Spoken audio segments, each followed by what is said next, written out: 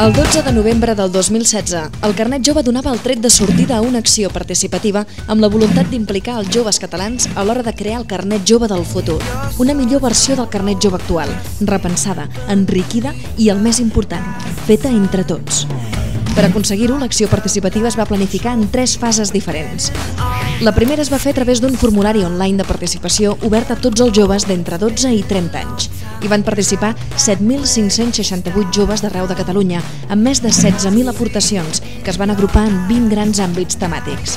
La segona fase va consistir en crear 20 grups de treball a Facebook, un per cada temàtica. Els participants s'hi van unir per donar les seves opinions, debatre temes i generar converses al voltant d'ells. I després de 15 dies d'activitat, dels grups de Facebook en van sortir més de 90 propostes d'actuació. En últim terme, la tercera fase consistia en fer 5 tallers presencials de cocreació, una a cada demarcació territorial: Barcelona, Girona, Lleida, Tarragona i Terres de l'Ebre.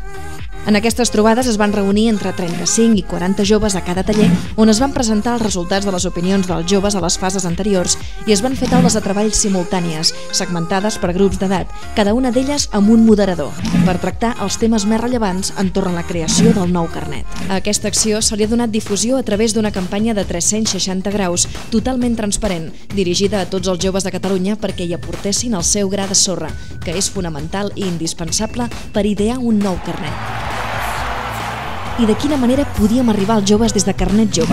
A través de la nostra web www.carnetjove.cat, a través de les xarxes socials, de la premsa, ràdio, televisió, amb accions a peu de carrer, newsletter, whatsapps i influencers. En total, més de 5 milions d'impactes i 321.764 interaccions. Així ho hem fet i a canvi hem rebut una gran acollida i participació de 10.672 joves. L'Agència Catalana de la Joventut ja està treballant per donar resposta a les propostes d'actuació derivades de l'acció participativa.